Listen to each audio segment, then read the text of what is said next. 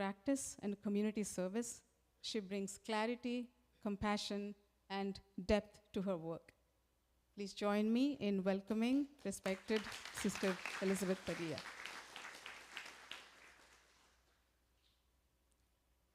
Next, I'd like to welcome Sister Joan Prohaska to the stage.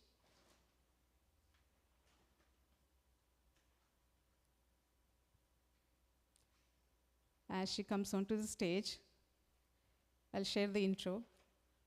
Sister Joan is a member of the Dominican Order in the Catholic Church. Please join us. She has been in consecrated religious life for over 60 years. During that time, she has served the church in 3 different careers: teaching elementary school in classroom education settings, serving in pastoral ministry in parish churches, and now offering sacred healing sessions using energy medicine and spiritual healing. Sister Joan has been practicing yoga and meditation for over 40 years, and now, at the present time, she is incorporating heartfulness meditation and heartfulness way into her personal life, as well as into her ministry of sacred healing. So we welcome you warmly, Sister Joan. Please join me.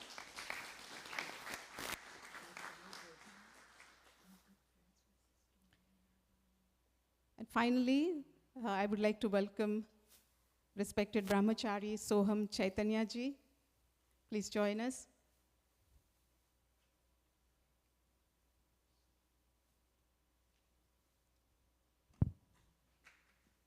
Thank you. Soham ji is the resident spiritual teacher at Chinmaya Mission, San Jose. Chinmaya Mission, as many of you may know, is a global non-profit organization that shares the wisdom of Vedanta and offers practical tools for spiritual living to people of all ages and backgrounds. With a background in engineering, Sohamji worked as a research engineer in Colorado after completing his master's degree from the University of California, Berkeley. He later chose to pursue spiritual studies full-time, training in Advaita Vedanta at Chinmaya Mission's monastery in Mumbai. In his personal time, Sohamji enjoys playing the harmonium, singing devotional music, and reflecting on spiritual texts that explore the nature of happiness and inner peace. Thank you, all of you, for being here. A warm welcome to Sohamji and all our panel members.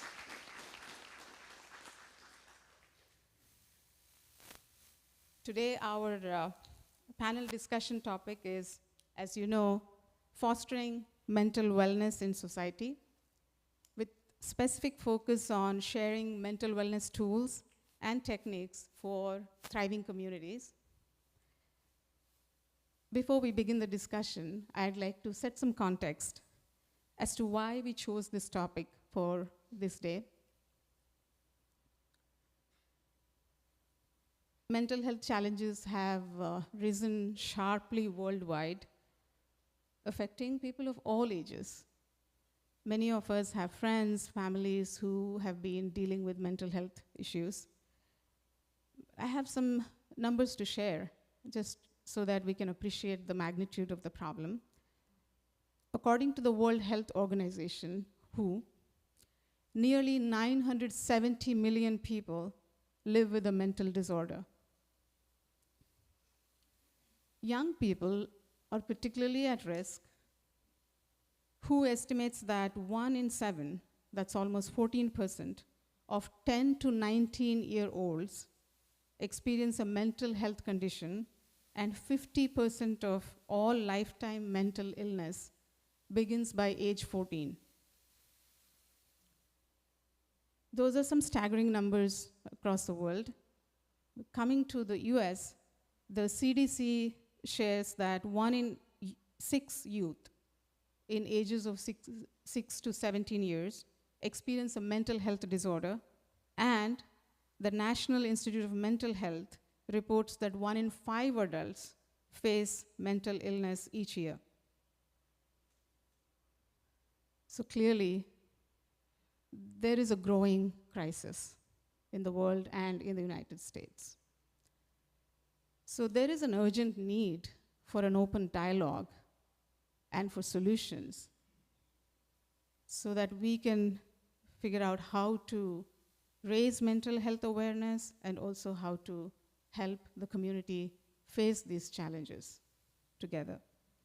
So as we observe the International Day of Yoga here, our focus is on holistic practices that unite body and mind. According to WHO, the World Health Organization, and Harvard Medical School, yoga, meditation, and mindful breathing can reduce stress hormones, calm the nervous system, and build emotional resilience. And many of us here who practice these can attest to that as well. And now it's very clear that science is warming up to and even proving out the benefits of yoga. And here I want to share a couple of things that our Global Guide of Heartfulness Institute, DAGI, shared on this occasion of International Day of Yoga. He said, in times of mental health challenges, yoga provides tools for resilience.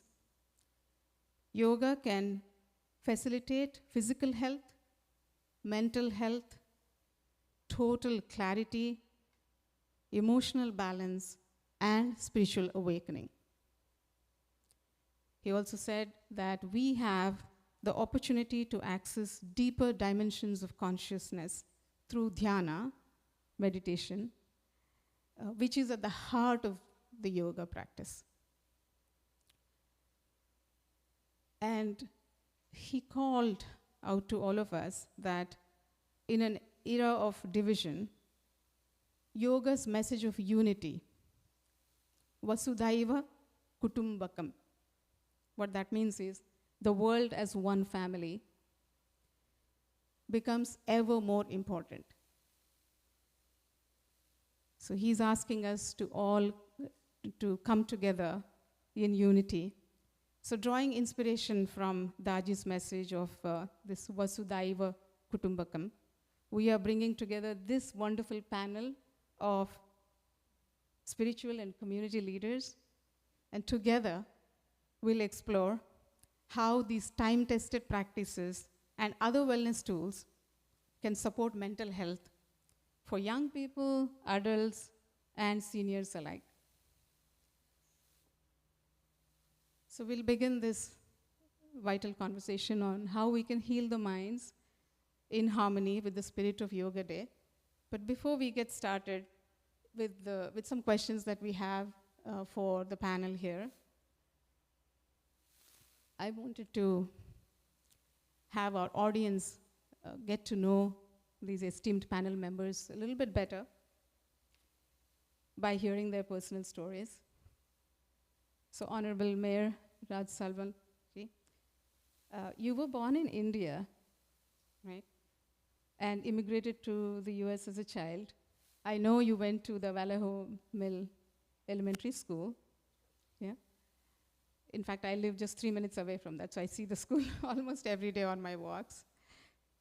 So I am so curious to hear your story as to what was your life journey like and what inspired you to serve in public office and eventually culminating or leading to your current role as the mayor of Fremont. So basically, good morning and Can you hear me? Oh, let's see. good morning. Good morning. Hello? I think let's try. Hello? Okay. Good morning and namaste. It's a great honor to be here today. Thank you to Heartfulness is fast becoming the heart of Fremont. having so many events there, and great for the Council General to also be a partner. Yeah, so my journey, my family moved to Fremont because at the time it was affordable. It was near the BART station. We had relatively safe environment, good schools, parks to play in, and those were great criteria for our family. And so at the time we were very poor, and Fremont we were able to get a 1-bedroom apartment, and the 5 of us were able to live there. And I recall walking to Vallejo Mill, which is very memorable to me, every day, and being able to have a good environment. My parents were immigrants, and so they taught me values of hard work, about being humble, and about giving back. I became a veterinarian, and it allowed me to serve beings that can't speak for themselves. It allowed me to become more compassionate and empathetic. I never thought I would be in politics, but I was appointed to a Human Relation Commission by the mayor at the time, and I just couldn't say no to him since he asked me to be in the commission. Once I got on there, I saw the issues and concerns facing Fremont and how I was not aware of all the problems that residents were having. So that kind of opened my eyes. Second, my temperament, I had the ability to work with diverse perspectives or people that didn't necessarily agree with each other, and I sort of had a unifying message. And the mayor was very happy after a year or so. He purposely put me on that commission because there were some people that were always creating trouble. And so I was able to get those things worked out. And then after a while, I got on planning commission, and then they told me to run for city council. And then here I am as your mayor. So it's a great honor to be here, and it's a blessing to be able to serve. I often say that, God's given me everything. At this point, it's my honor to be able to serve my city. That has given me so much. So thank you for having me today. Thank you for sharing that, and thank you for doing what you do and helping all of us here in the city of Fremont. Sister, well, I'll call you Wangmo. I think you said you prefer that, right? Sister. You can call me sister. Sister, okay. Yeah, we're very comfortable with that, Sister Wangmo. Your father, the Venerable, I hope I'm pronouncing his name right, Tatang Tulku, yeah, is a deeply respected leader in the Buddhist community, right? I'm guessing that he's been a powerful source of inspiration in your own journey along this Buddha Dharma, and in stepping into your leadership role at the Dharma College. So I'm really curious to know why you chose this path, and also, what brings meaning to your current role here at Dharma College. Thank you so much. Yes, my father came to this country as a refugee, a Tibetan Lama. Lama is a respected Buddhist teacher, and he was recognized at an early age as a Rinpoche. But he spent time in India because the situation in Tibet was very difficult. So he found India opening the arms and welcoming many of the Tibetan refugees to settle into communities. And then he was teaching in Benares at Sanskrit University as one of the first Tibetan lamas within the Nyingma tradition, which is his stream of lineage. And in the Tibetan tradition, in the Vajrayana tradition, it's very important to have your master, your gurus. So he had 20 great masters from all over Tibet in the Nyingma lineage, and also in the Rime tradition, which is very much about the non-sectarian tradition. And he was following his guru who had left before the invasion into Sikkim. So he didn't really have to face the Cultural Revolution which was taking place. So India was a very important place for him, close to 7 years of being a teacher, and recognizing that the Tibetan people were very much under a cultural revolution, with two-thirds of their monasteries having been destroyed. So if we can imagine in our own country, 66% of our greatest intellectual universities being destroyed. So what became a very important impulse for him was to preserve the culture through the Tibetan texts and this living tradition that has been preserved in the written texts. And that became a very major mission for him.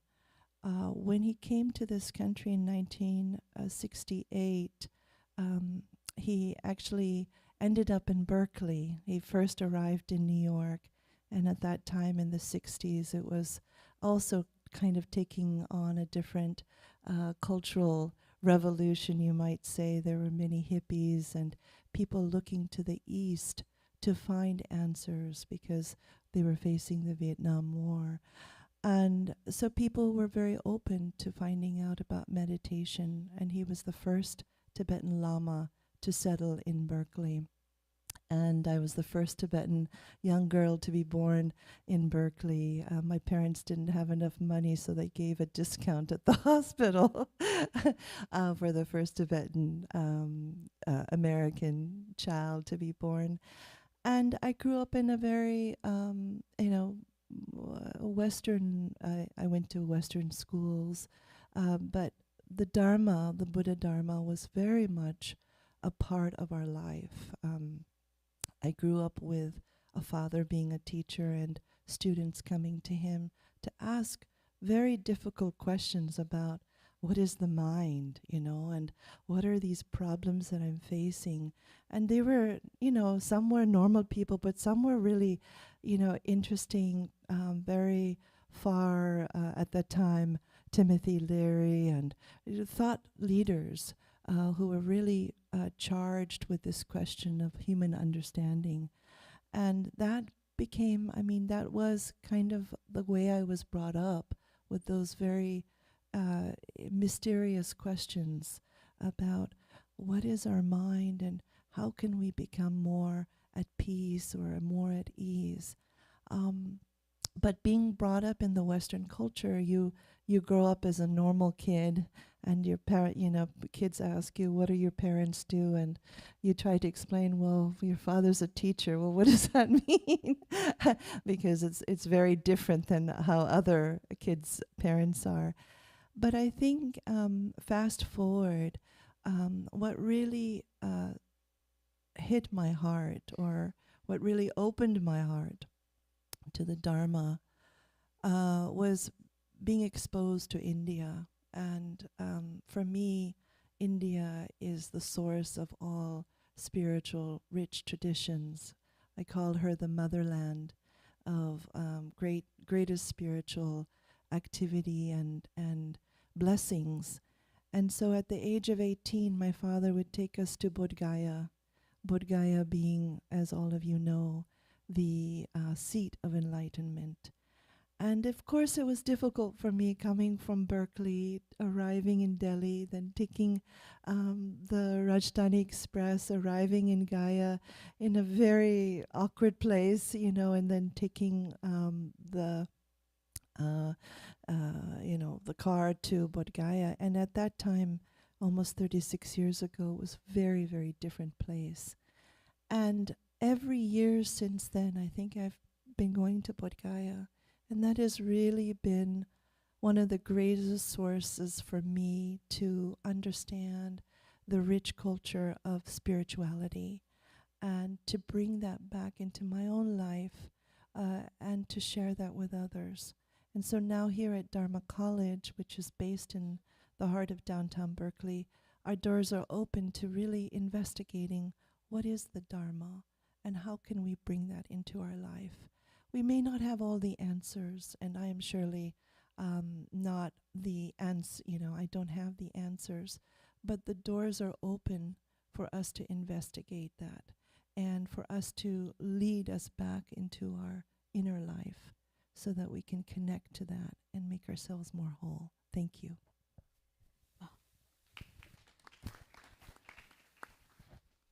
Thank you for sharing that, Sister Wangmo. It's deeply inspiring and moving at the same time. Yes, thanks for calling out the connection to India, and which is so apt for today's event as well, since yoga has originated from India and it is India's gift to the world. But also I see that in spite of the hardship that your father and your family has faced, you've held on to that commitment and passion to the path of dharma. That's very inspiring. Thank you for sharing. Sister Elizabeth, you and I have connected recently, and I was so fascinated to learn a little bit about her journey over the years. Of course, now for many years with the Brahma Kumaris, but what really interested me and was the way it all started and your early travels to India and your reflections going back to, I think, in the late 80s maybe, soon after the former Prime Minister Indira Gandhi's passing.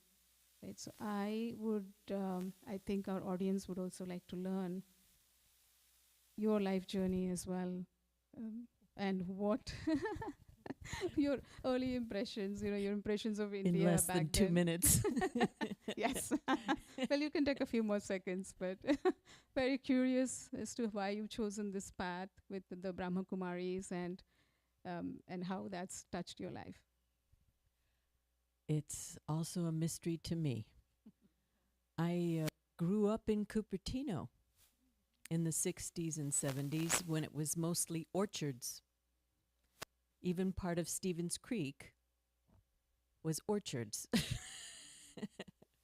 It's all concrete now. Yeah, I have to look at the mountain range to know where I am. It's so changed. This is shaking out. Good. I was successful in my career, but somehow a young person, when you work so hard at your career, you begin to question. You seek answers. And I knew that I was needing answers from within because I wasn't finding them with my leaders, with my mentors, with my family. Peace of mind, wellness, wholeness. And one of my good friends told me about the Brahma Kumaris. This was in 85. And I never met anyone from India. In those days, there weren't many. And there was this Indian woman in a white sari, and I went, oh my God, what have I done?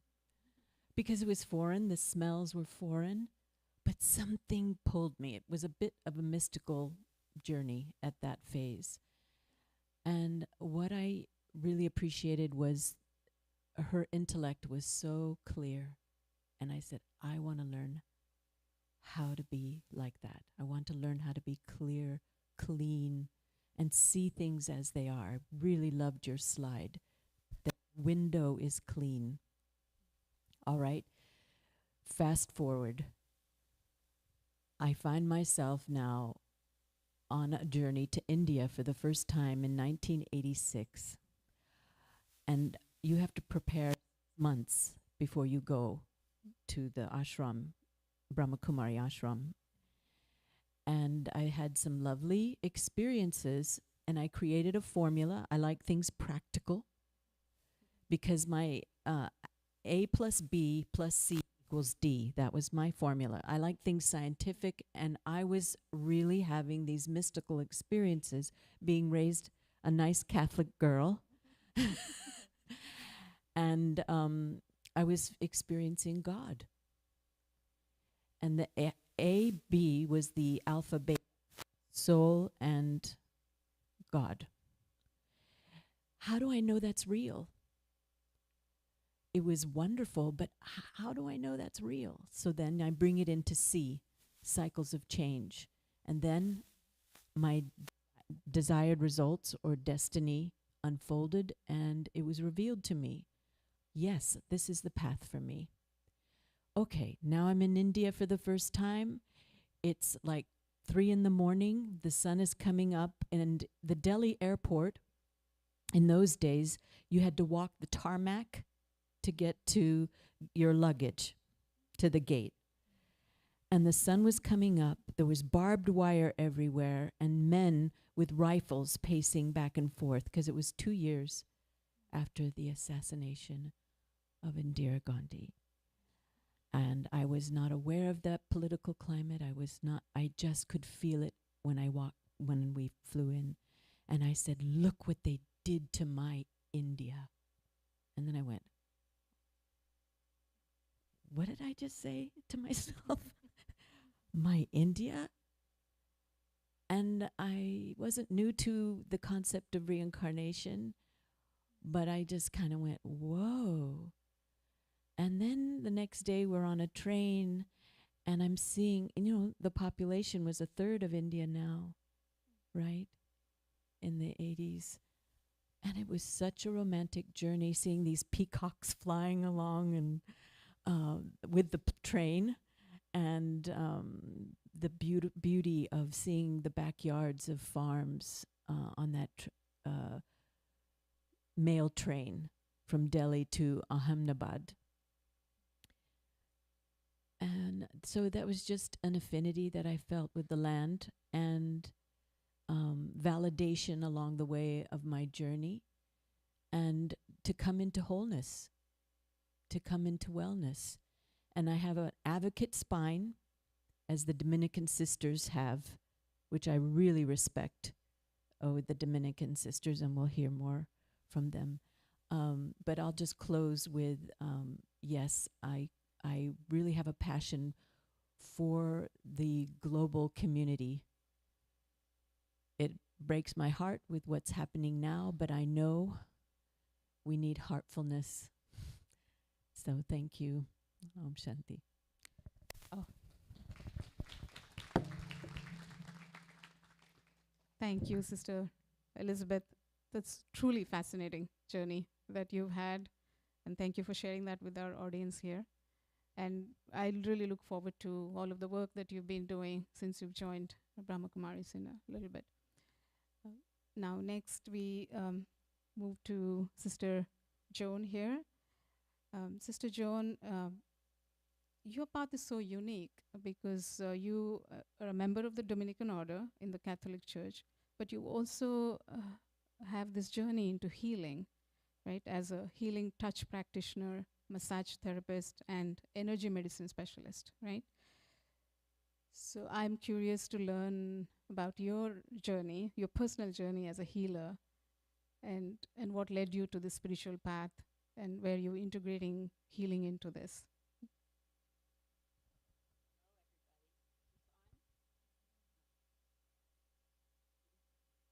Is there a button?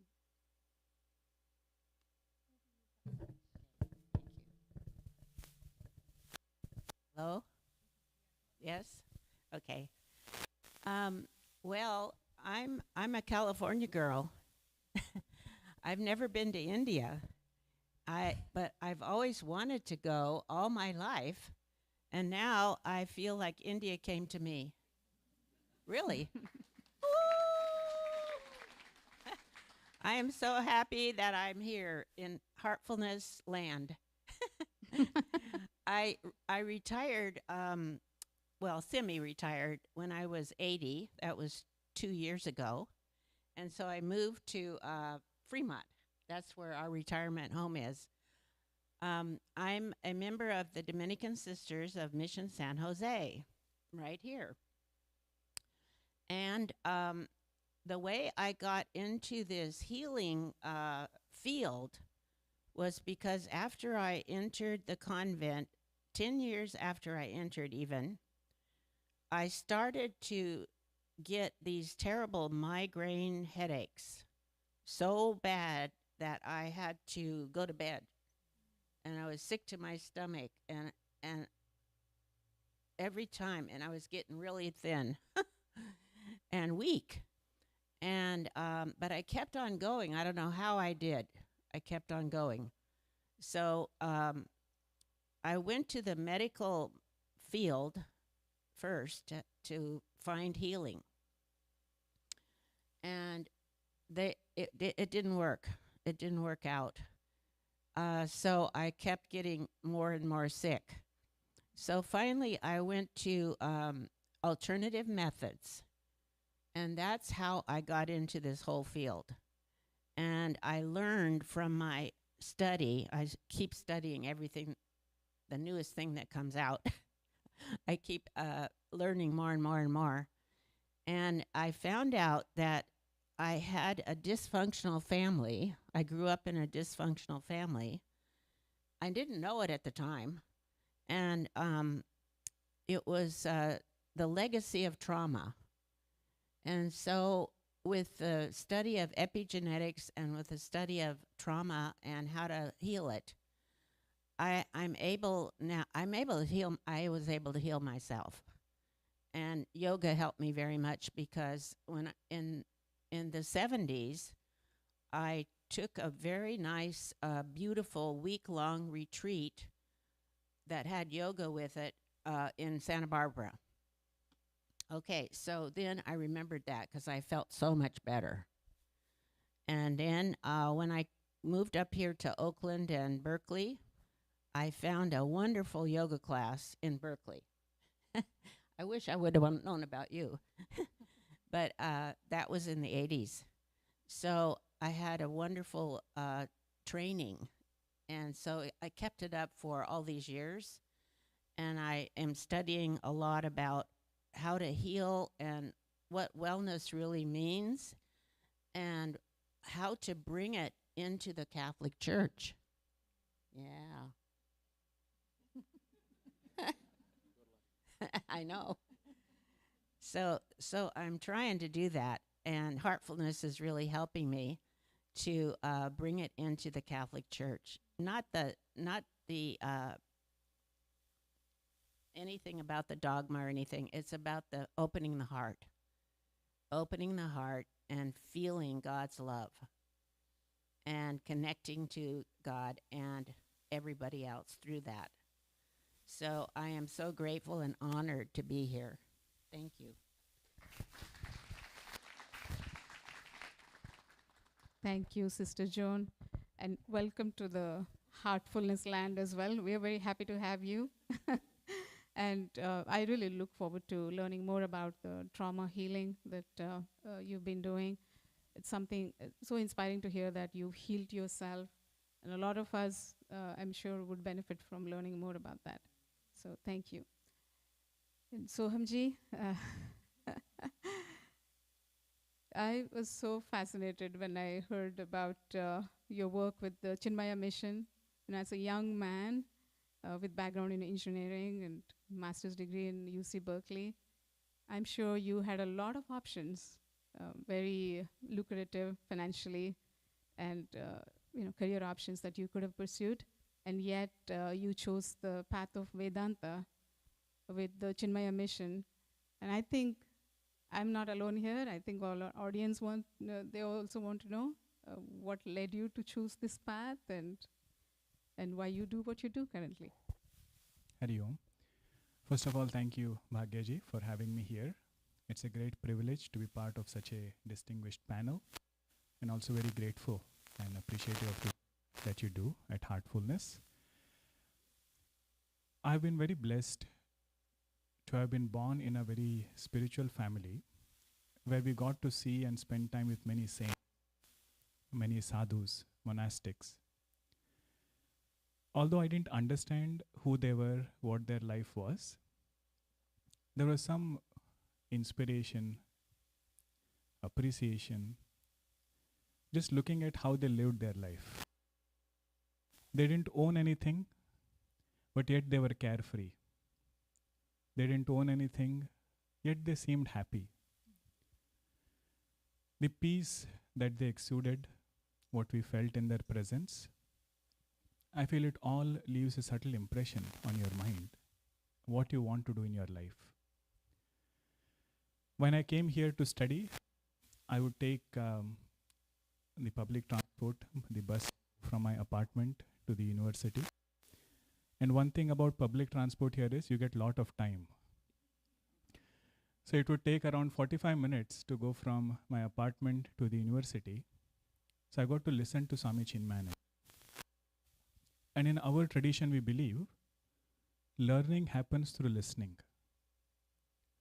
Whatever we listen from parents, from friends, from relatives, from our gurus, that listening translates into learning. And Swami Chinmaya would say, you change, the world around you will change. You change, the world around you will change. If you want to change, come with me. And that's what took me to the monastery. Guru Nanak Ji says, Man jeete, jag jeet. If we win the mind, we win the world. So the monastic path is working on our own mind. And that's what inspires me.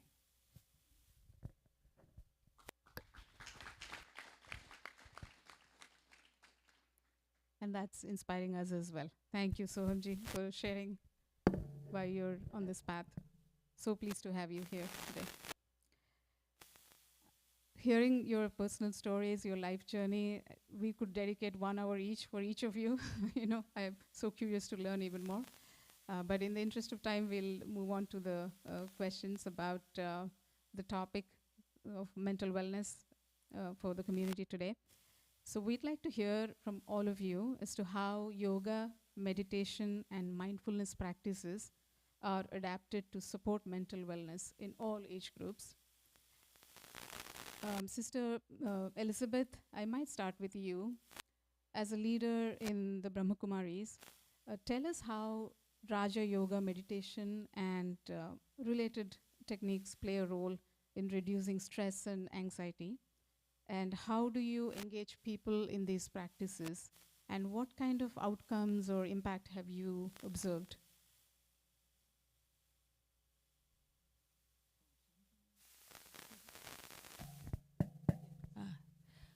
Om Shanti. Well, the first example would be what I experienced for myself.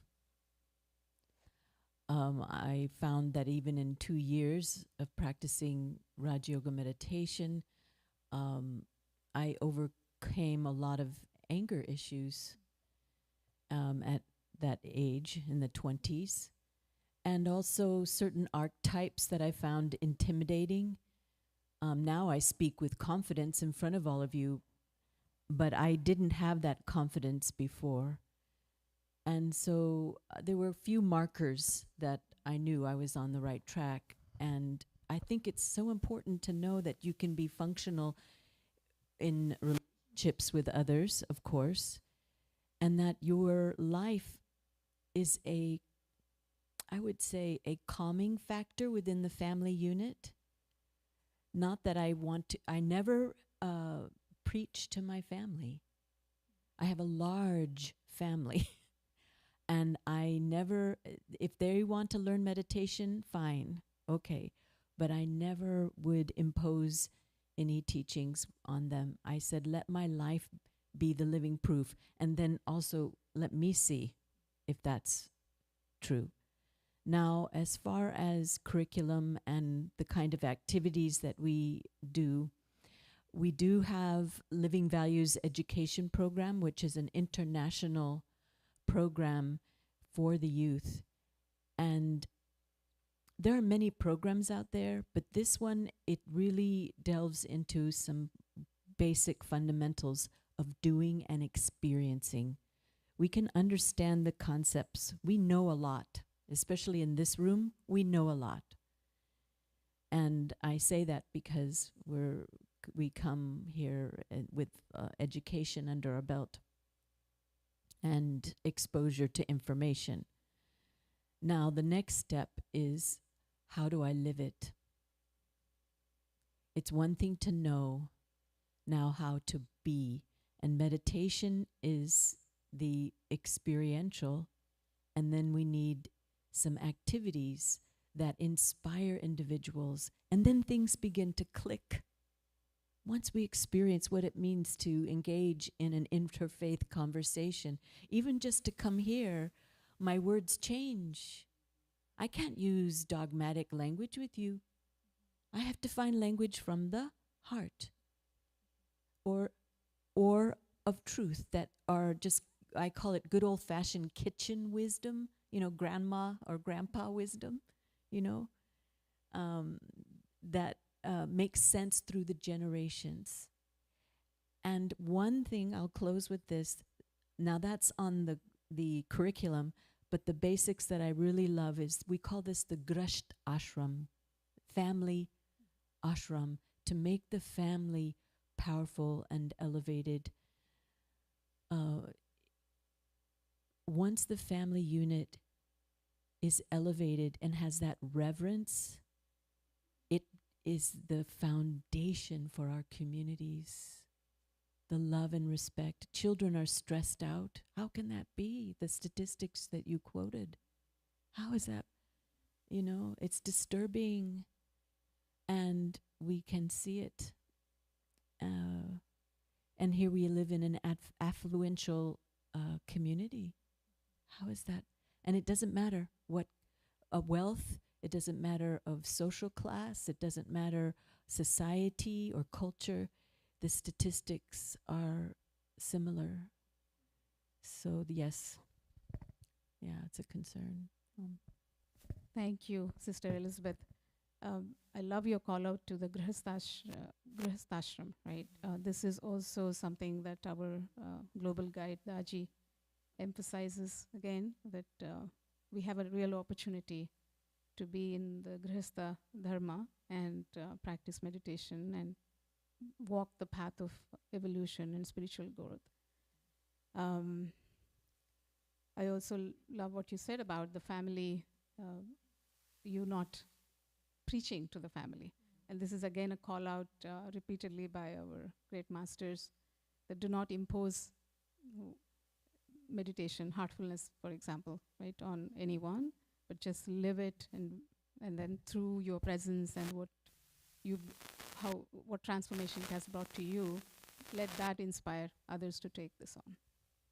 Just the best little gold ribbon I got from my family was, I'm the oldest of 7 children, and we have lots of uncles, but my own siblings said, "You were our mother."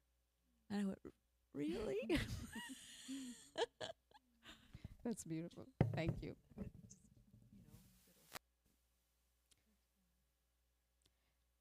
I think I will pose my next question to you, Wangmo.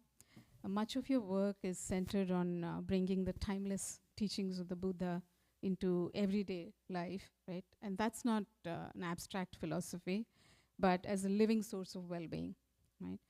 So could you, I know caring is the center of your practice, so we'd like to learn how we can bring caring into our daily practice, and how these teachings can help us not only cultivate personal well-being, but also become part of creating a culture of well-being for others around us. Thank you. We have a caring circle at Dharma College, and we also have a co-working space as a way to bring businesses and people who are entrepreneurs into a mindfulness space. And our caring circle is very important because every Friday there's an opportunity for business leaders or innovators or just people who are working to take time off at lunchtime to 1 o'clock, and we sit around a circle and we have a book called Caring, and we read a couple passages from this book that really brings our attention back into our interior life.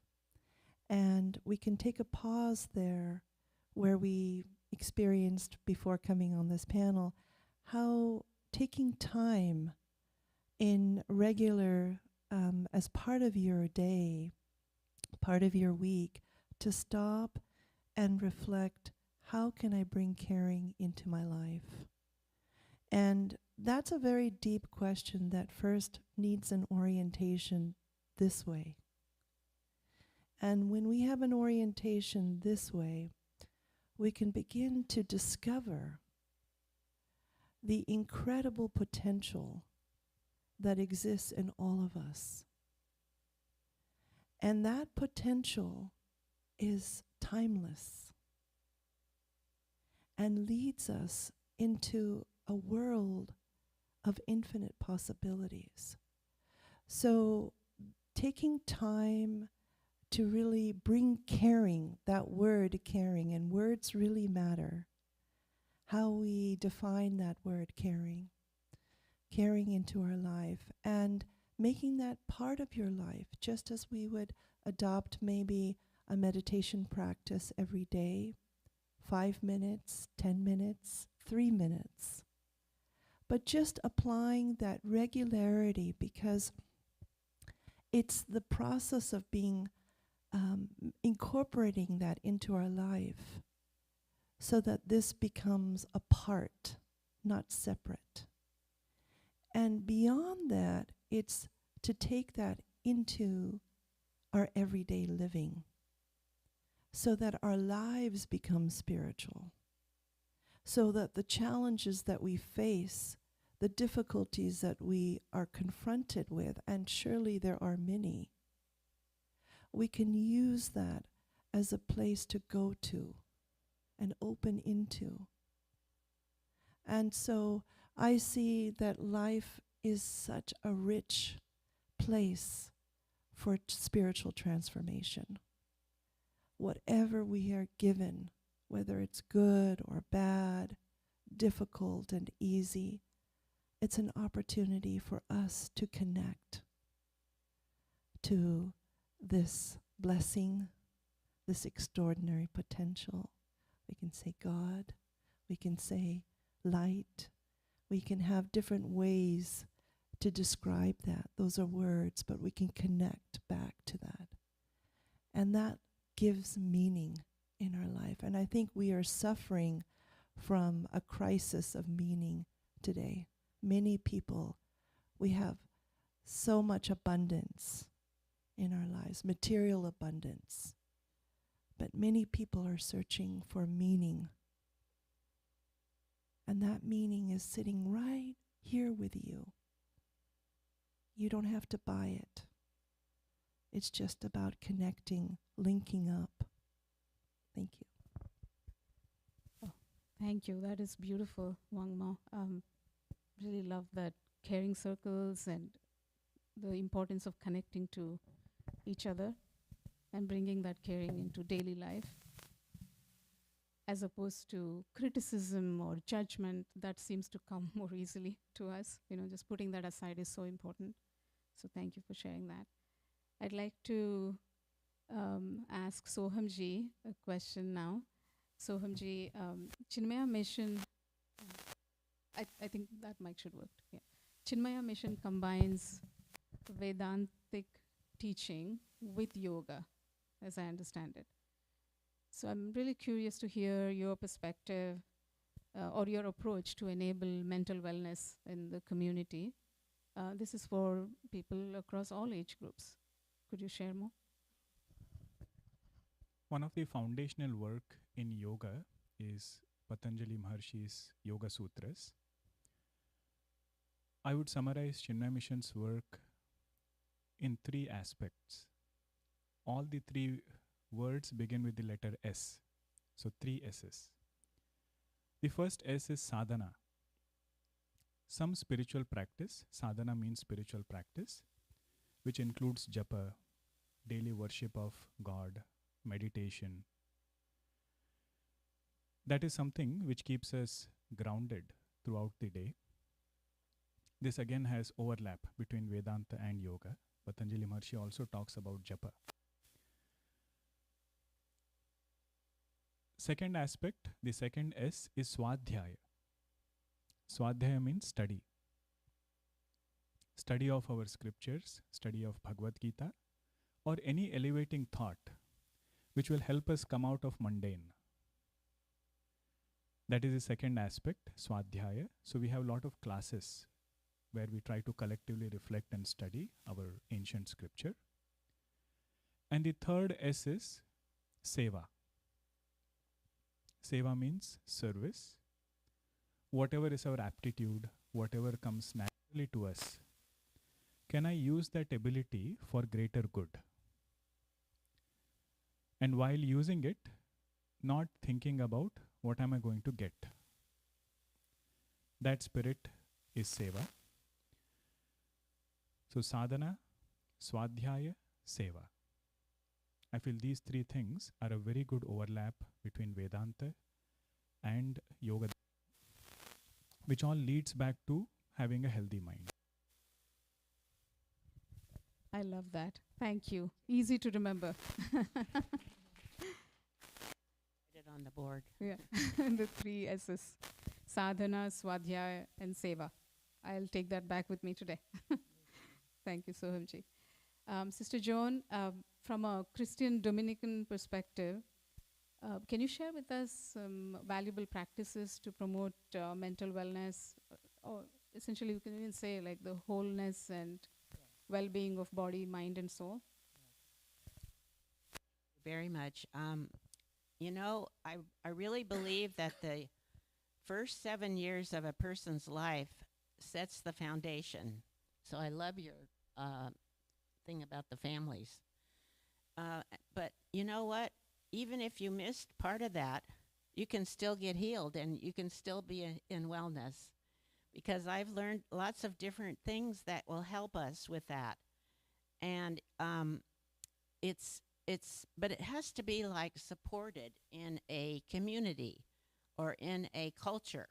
So what I do, I'm actually living in the culture of wellness right now in Mission San Jose. And what we do every day is we pray, we sing together, we chant together, and we have all this support of a community. So that's why I am trying really hard to, promote community sharing of on the soul level.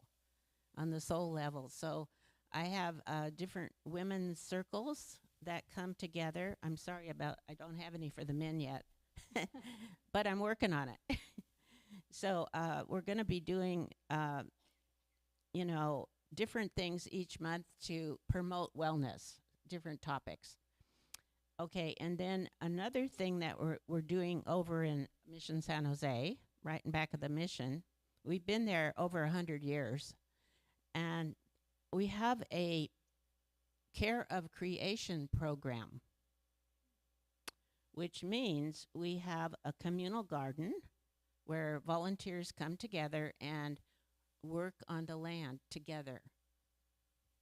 And also, there's a meditation garden, and sometimes we have groups over there meditating in the garden. So we feel that nature is very healing. Just to be outdoors in nature and hearing the birds, and see, it's a beautiful tree we have, a very old forest. And what we're doing now, the next step, is to create an urban forest. Yes, an urban forest. It's a concept where you have the ground cover, and then you have the shrubbery, and then you have the canopy, and it's self-sustaining. It's like an ecosystem. And it's something new. I don't know all the details of it, but we're trying to get that going. And, if anybody ever wants to volunteer there, it's really a very supportive kind of environment, because it's so beautiful. It's so beautiful. The land is so beautiful. We have like 25 acres there, 26 maybe. And so I feel that my work is part of care of creation, because I am helping us who have wounds to heal our wounds, and the wound becomes the gift to the world. The wound becomes the gift. So, I don't know all the answers, but I know that all of the things I learned and that we're doing are really helping send out vibrations. That's another thing that's coming. Frequency medicine. music medicine. We also have a music school there. So I really feel that the next level of evolution is frequency medicine. And it's about even the frequency of our thoughts and our feelings. So all of us here, all of you, when you meditate every Sunday, I've been coming for how many? Year and a half or something. Year and a half. Anyway, I just love it because I feel so supported here. And I love the cleaning part. The cleaning, because we can let go of any stress or pain or misery or trauma memories that we have. So I'm so grateful to all of you for coming to California. Thank you, Sister Joan. So many wonderful initiatives. Really look forward to attending some of those and seeing those gardens that you referred to. I love your call out to the wound as a gift to the world. It reminds me of a Rumi saying, a proverb from, I don't know if I'm remembering it right, but wound is where the light enters your heart. So thank you. That was lovely to hear.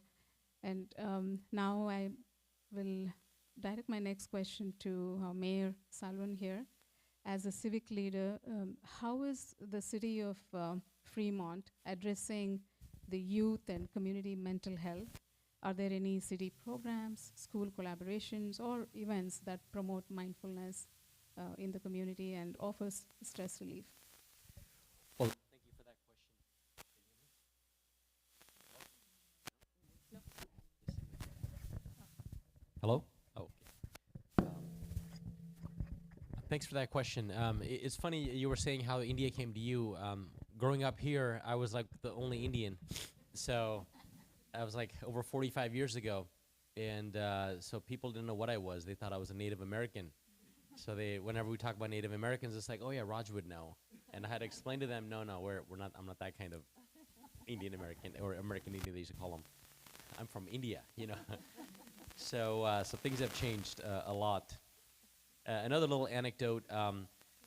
When I first ran for office, there was an old-time mayor. He was here for a long time, and he's like, "You can't win with a name like Raj, R-A-J.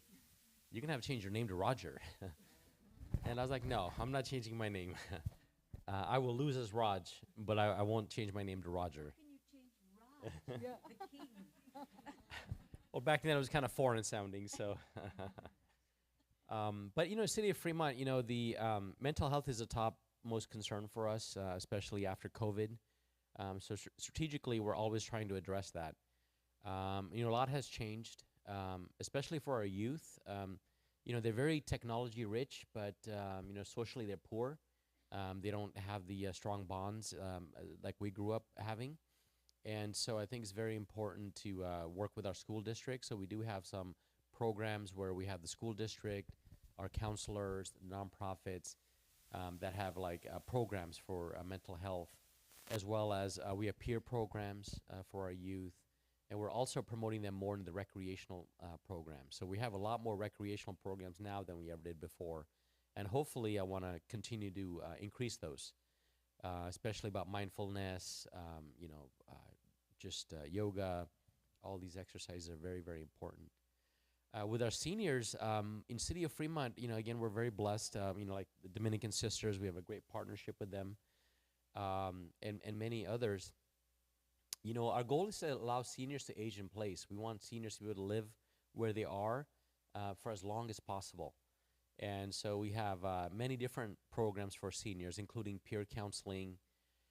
We also we're blessed in a way because you can't go to any park in Fremont and not see seniors. I remember when my grandfather was here 45 years ago, he felt lonely in America. He thought it was very, he didn't have any interaction, didn't have any other peers. And so when I look at the seniors now, they meet regularly at the senior center. They meet at the local parks. Sometimes there's cultural sensitivity. Maybe they have similar circumstances or similar environment. They grew up in India, and then they're struggling to a new country. So it allows them to, have that dialogue and shared experience. And last but not least, we're also trying to work more with our nonprofits and our spiritual organizations. Government can't do everything. A lot of things are better done by the private sector and nonprofits. So I think that's where Heartfulness and many other organizations can come in, is how do you bridge that divide? When we do anything, it costs us a lot of money. We have pensions, it's very bureaucratic, and we can't just quickly roll out. So I think there's a need for that, and that's where I want to partner with all of you. Thank you. Thank you, Mayor Salvan. In fact, it was great to hear the programs that City of Fremont is exploring on this front. In fact, I want to say that Heartfulness Institute, we have several volunteers who have been offering heartfulness practices and programs at various schools in Fremont and also across the country. We've been doing this for many years now for the youth, for all the way from elementary school to high school. And then in addition to that, we are also working with the senior centers and community centers. Many of our volunteers have weekly programs that we conduct as well. So we would love to partner with you and strengthen that and take it to all of the schools and broaden the impact. Yeah, let's do more. Absolutely, would love to. And that was a nice segue to the focus on youth. And I'm looking at the time here. Maybe we'll take a few more minutes to take another question for all our panel members here before we wrap up. Sohamji, Chinmaya Mission is really their program Bal Vihar, and that's, I think, it's children's classes, right? That's pretty well known. I know a lot of community members attend those. So I would love to hear a little bit more about the Bal Vihar program, as well as your youth retreats that use yoga, chanting, or value education to, especially to address the mental wellness aspect of it. And then what advice do you have for incorporating Vedanta or yogic practices into modern youth mental health initiatives? Chinmaya Mission does work with children, mainly K through 12. Our Bal Vihar program is structured for that age group.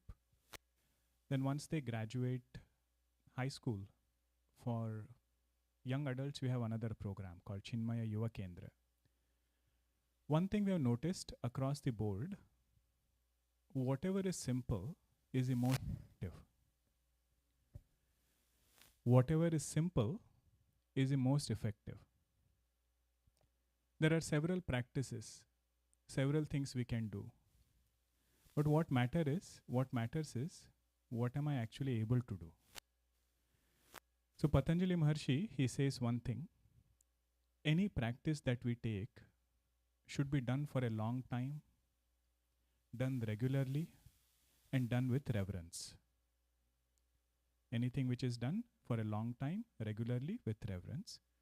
So with youngsters, we have found simple technique like observing the breath. Prana Vikshanam. Vikshanam means to see. Very effective. Even if you do it week to week for 10 minutes, 15 minutes, they feel they have a better sense of control over their mind, ability to work with their mind, and so on. On our graduation day, when we ask them to speak, those who have spent 12 years with us, 14 years with us, many of them share the stress and anxiety that they go through in college applications, uncertainty that they go through. The spiritual knowledge of doing our best, not worrying too much about the result, that helps them there. And moreover, when they come to meet as a group like this, the community that they build also contributes in dealing with loneliness.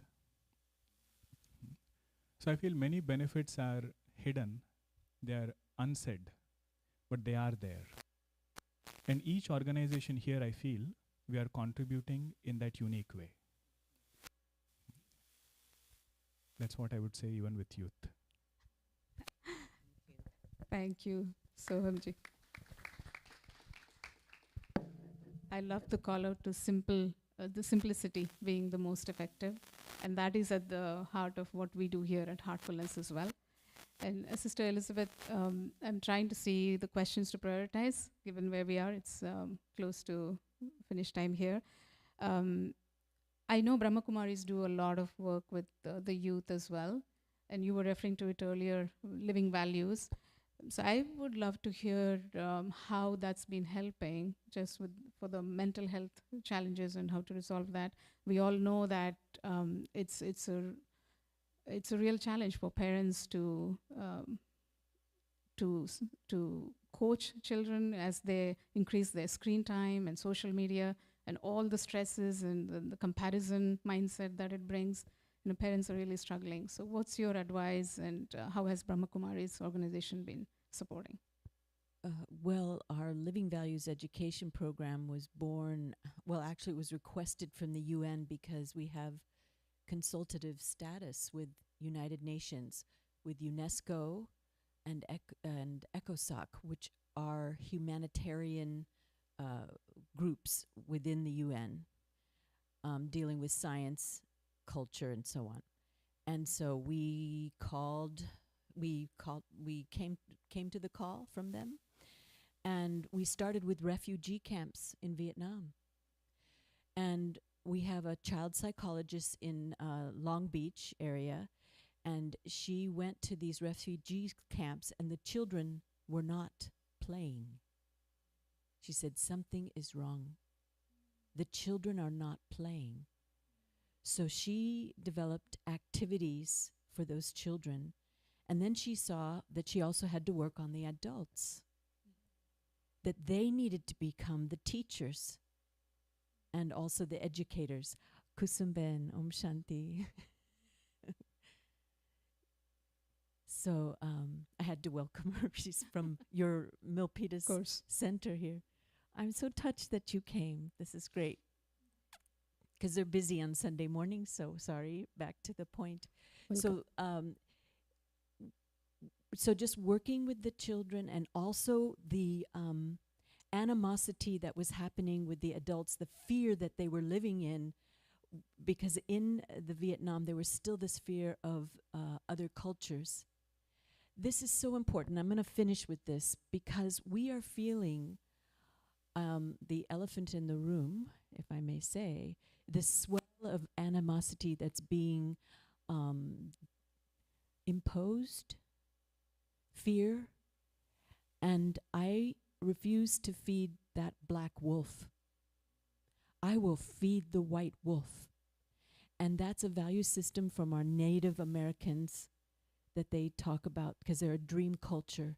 They want to envision that golden aged collective and not feed the animosity. And I feel so honored to be with you here on this dais. And you know how Sohamji, so simply, this young person, I have hope for the future. And then our lineage, because she's my Didi, the nuns that used to teach me from my childhood. But I just feel so honored. And of course, I became good friends with Venmo. And 80 of your monks came to our ashram in Mount Abu just in February. And I'm so happy to hear that you're a veterinarian, and that's probably why you were voted for. Because they knew he wasn't in it for the money. I had to say it. You know, he's heart-centered here in this heart place. Thank you.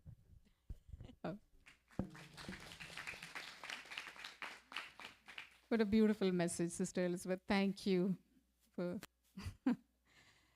It's really heart-wrenching what you were sharing about the refugee camp where the children were not playing, and now they play, right? 5 years they were playing. That's such a transformation and tremendous impact that Brahma Kumaris has made. So congratulations and thank you for doing what you do for all of us. All right. Wangmo, I wanted to ask you a question about the Dharma College and the Light of Buddha Dharma, the work that you do. You helped introduced many initiatives, I think, that bring mindfulness and inner well-being into daily life through community programs, education, and cultural events. So any success story that comes to your mind that you want to share with all of us here in terms of the impact? I think we did something kind of special about building community during COVID because everyone was keeping their distance. And we started the Asian Cultural Festival right outside of Dharma College. It was a block party. And then it grew into, now we're in our 5th year, and it's the only time in Berkeley where we come together and we celebrate our Asian diversity. And that sense of community, whether it's through cultural building or sharing through dance, through song, or even through spiritual traditions, it's a chance for our community to engage with something that's different. And so we brought Asia to Berkeley, and I'm very proud of that. And some of our friends, especially the Brahma Kumaris and other communities, were very much part of that. And it will continue to grow because it's an annual program. So I would say that that's one of the more recent, but also just to talk about the Light of Buddha Dharma Foundation, which is trying to revive many of these Buddhist sites that are, of course, there are 8 major sites that are contained within Uttar Pradesh and Bihar. But recently I was on a 6-month pilgrimage. I just came back, where we traveled all throughout India, from the very north to the south to Tamil Nadu to Gujarat, where we went to Mount Abu. And we brought Buddhist monks to all of these places. And it was just so amazing to see these communities that connect to the Buddha Dharma, and to bring these monks from Southeast Asia to see stupas, to see Ashoka pillars that were still present hundreds of years ago. They were very alive, and now we can see structure. So I think it's about reconnecting to heritage too, that I think has been a very success. Part of why I enjoy going back to India is to connect to the deep heritage that still remains and still alive. And that's in the spiritual heartland that I think is so meaningful to bring back here to the West. Oh, that's beautiful. And that is the heritage of, that's the heritage of yoga too, that we are celebrating here today. Thank you all for these rich insights. I'm so inspired and encouraged to hear about all the amazing work that you're all doing to serve the community over the years and continuing to do that. It's also really heartwarming to see the partnership that already exists among you all and how closely you're working together. And it's so much in resonance with what our guide Daji has been attempting to do over the years. Some of you may have watched the video that was playing earlier. Last year at the Global Spiritual Mahotsav, he united the spiritual leaders from across the world towards a common purpose to help the humanity. So this is very, very inspiring to hear from you all. So thank you for being with us today. And before we close out, Mayor, is there anything else you wanted to add in closing? I was going to say, I don't know how I ended up on this panel. We have these greatest esteemed spiritual leaders, and I feel wholly inadequate. But it's an honor to be here, and to have all of you in the city of Fremont, the happiest city. And I look forward to learning from all of you. And we want to be a partner with all of you to bring more peace, more spirituality, and get back to taking care of the basics, which is good mental health and good support networks. So thank you for having me.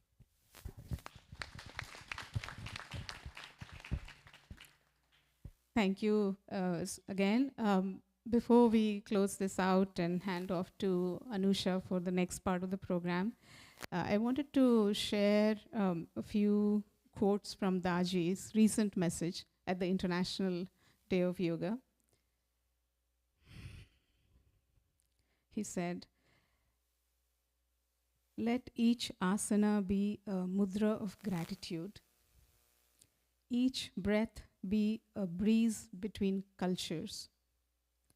Each moment of stillness to be a contribution to world peace. Where breath becomes prayer, movement becomes meditation. Let the divine reside in each being of the Atman. And he said, yoga teaches us that transformation begins within. And yoga is the cessation of mental fluctuations. And let us not mistake physical fitness for spiritual evolution. Dhyana is not an optional addition to yoga, but it is its very heart. Stillness of dhyana is where true transformation occurs. And he called out, let us make a sacred commitment to restore dhyana to its rightful place at the center of our practice. The journey from body to breath, from breath to mind, from mind to consciousness. This is the complete path of yoga. Thank you all for listening and engaging with us. And thank you, all of you esteemed panel members, for your precious time here today. Truly, truly grateful for your presence. And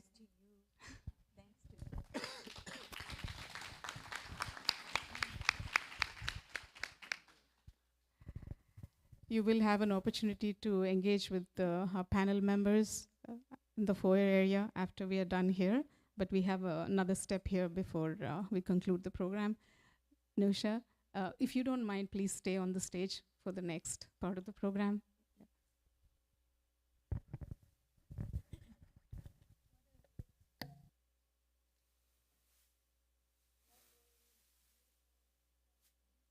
This is working. Oh, here we go.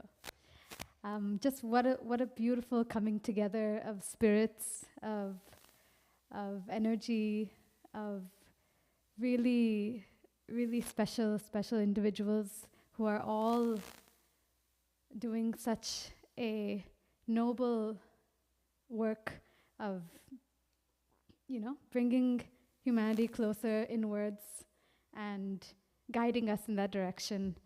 I'm so grateful to be here, to have witnessed this, and thankful to the organizers who put this event together. I'd now like to call on to the stage Mr. Rakesh Shadlaka to help us in felicitating each of our guests today.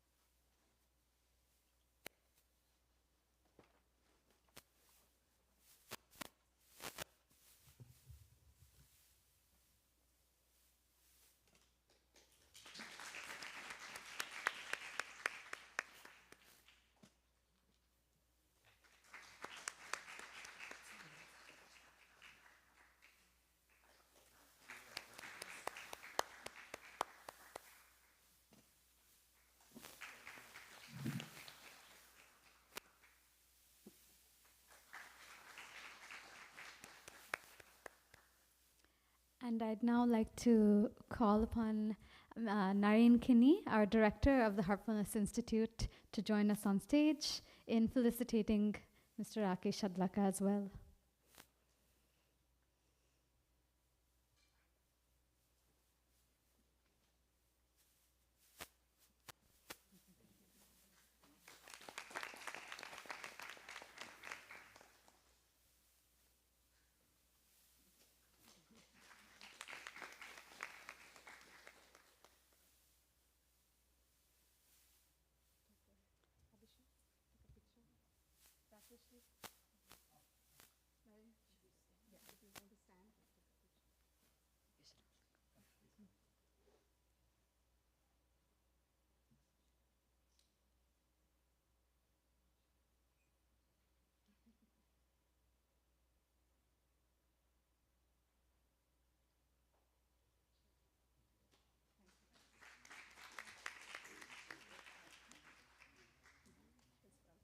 with this, we bring this session to a close. Thank you once again to everybody who's attended this program, who's shared in partaking in this beautiful